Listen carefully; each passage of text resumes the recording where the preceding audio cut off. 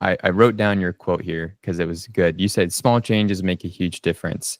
And that's definitely true when it comes to switching up fees, and small things can make a huge difference over the course of a year. What are some of those things that you'd recommend? There's a number of things that people can do to try to increase their margins. For example, I know that over the years, the property management companies' margins are getting smaller and smaller. It used to be that a 40% or 50% or more management fee was not unusual. Now it's being pushed down further and further. And so now you're looking at like 10%, 15%. If you're working at those smaller margins, then you have to do something to be creative in order to get your revenue up. Because a lot, and so especially with people that are saying, I don't want to charge my owners anything. I really don't want them to have to pay for the nickel and dime kind of stuff. Well, when you're talking about a very small margin, those nickel and dime things add up to big amounts, especially when you're talking about a big volume rental agencies. So I'll give you an example. So a company I was talking to recently, they've got like a 10% management fee, but they don't charge any of the credit card processing to the owners. They absorb all that cost. So let's say it's just 3%, and that's pretty much what he pays. It's like 3%. So your 10% margin is going to go down to 7 because 3% of that is gone. So if you would just say, hey, let's share in that cost.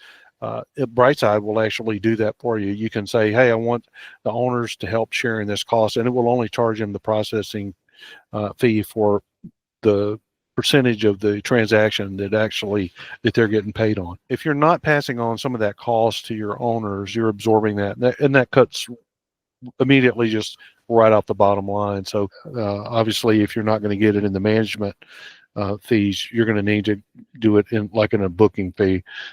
So a lot of companies they'll just charge maybe a $30 per reservation booking fee, or $45 or $50. Well, if you've got 1,000 reservations per year, that $50 will turn into $50,000. Yeah. In increased revenue, and so that's a big deal. There are some people, Vrbo and Airbnb, the fees that you pay in order to use their services. Sometimes you pass that on to your owners. Sometimes the property management company is absorbing those fees. Yeah. Some people don't want to pass that on to the owners, and that's coming directly out of your profit. Right. So your margins are getting even smaller. So there is a way that you can just say, well, I just want to add 2% of that to that reservation.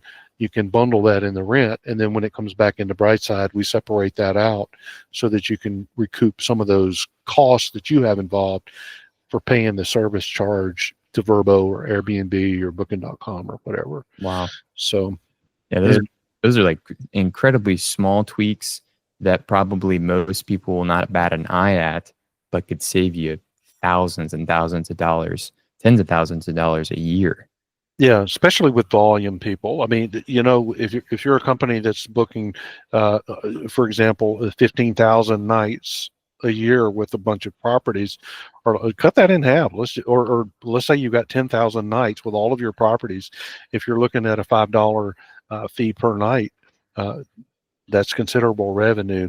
And Yeah. I know that like there's some people use Explorer to provide tickets to big attractions and things like that. And that's proven to be very valuable.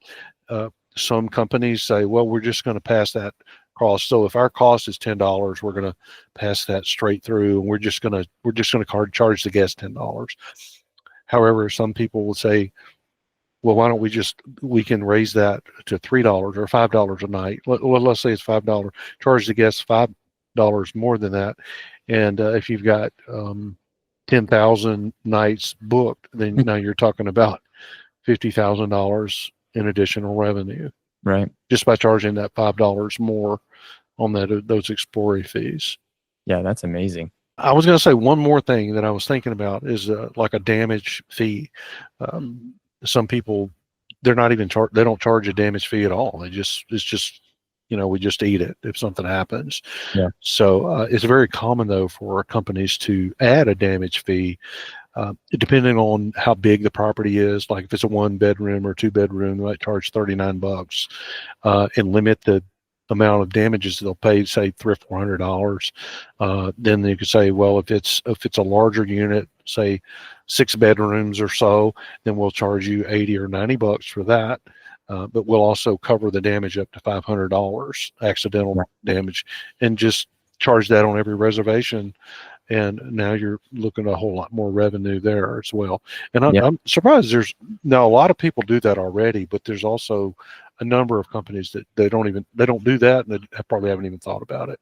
Haven't thought about it, and some people maybe even feel bad doing that, but honestly, it feels like that's just common practice for most businesses. Right. Yeah. These days. Yeah, I think so.